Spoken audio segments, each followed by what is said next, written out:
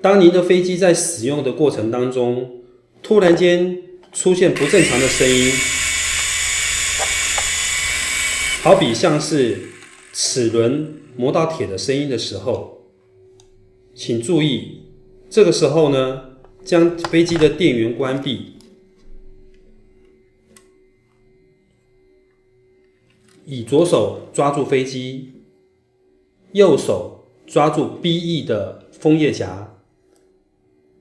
你可以上下去摇动看看，它的间距只能有1个毫米，也就是 0.1 公分的间距。当它超过了 0.1 公分的间距的时候，里面的齿轮是会摩擦到上方的铁架，产生的这样的一个声音。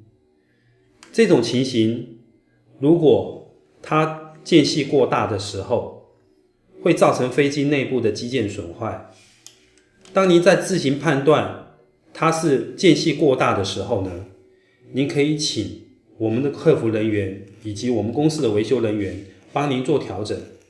但是您必须要确定，在这样的情况之下，是不是它的间隙符合刚刚我告诉您的这样的一个间隙，